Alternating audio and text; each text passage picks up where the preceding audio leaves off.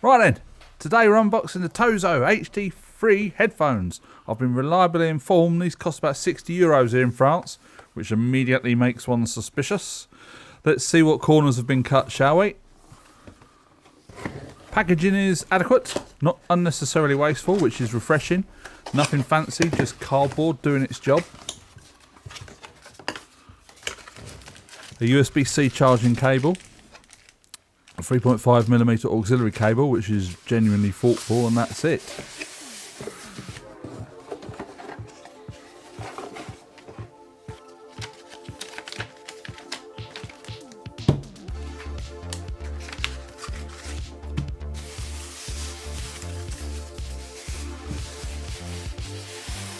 Oh, these actually look rather decent. Matte black finish, no garish logos screaming for attention. They've gone for the I'm sensible but not boring aesthetic. Fair play to Tozo.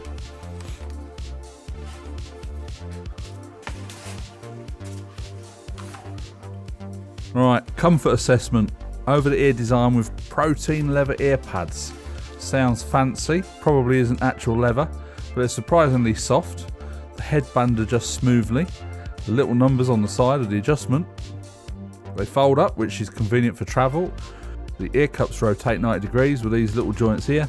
Build quality feels, well, it feels better than it has any right at this price. Polycarbonate doesn't feel like it'll snap if you breathe on it, which is more like I say for some budget things that we've tested. Right, specifications then. Bluetooth 6.0, which is the newest version, faster, more stable, lower latency. 40mm dynamic drivers with something called DLC, diaphragm technology. That's diamond-like carbon, not downloadable content.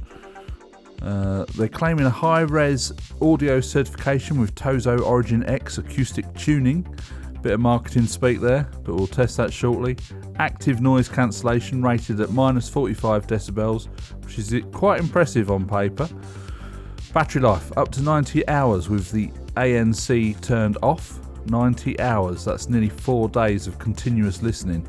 With ANC on, noise cancellation that is, you're looking at 65 hours, which is still, you know, absurd. Let's get these connected up then, shall we? Power on, lovely. The voice is pleasantly robotic without being actively irritating.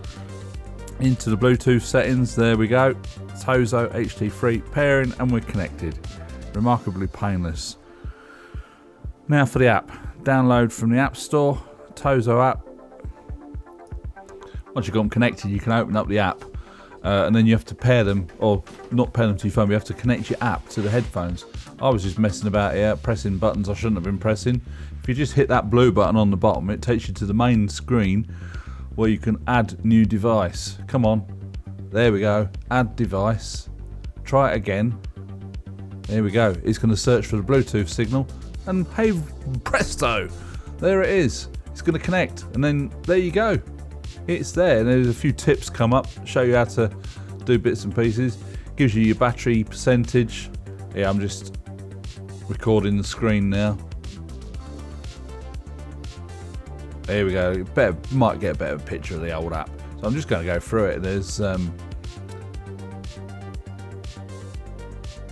different bits and pieces you can try out, different settings for the headphones. You've got the EQ settings. You can actually go onto the social side of the app and download other people's presets, where some of them have spent hours modifying the sound of their headphones, and you can download that straight onto your own headphones and use one of their presets. There's all sorts you can do on the app. It's really easy to use. Loads of different settings, loads of AI functions, ordinary audio, spatial awareness audio. I can't really describe it, and there's no way to really show you it on testing it. I was just listening to a bit of music, which obviously I can't play on YouTube. You can adjust the volume via the headphones with the buttons as well.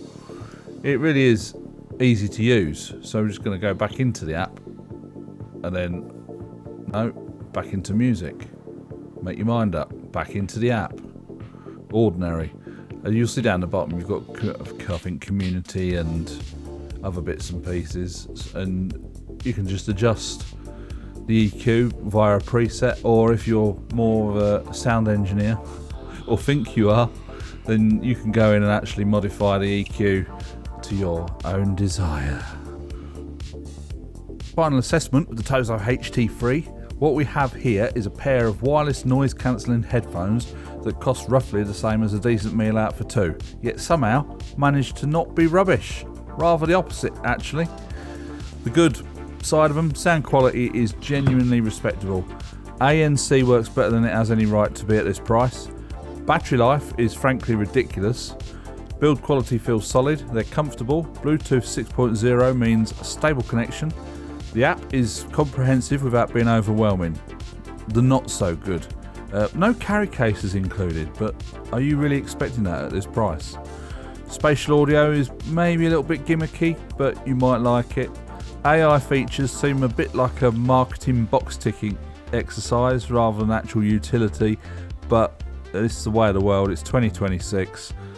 People can't function without apps nowadays, so it's probably catering more for the younger generation, I suppose.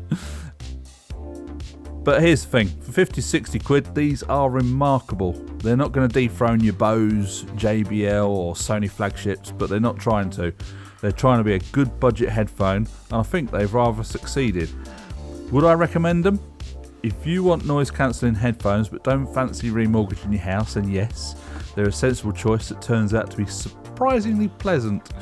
Links in the description if you're interested. Let me know in the comments if you've tried these, and if you've made it this far, thanks for watching, and I'll see you in the next video. Bye for now.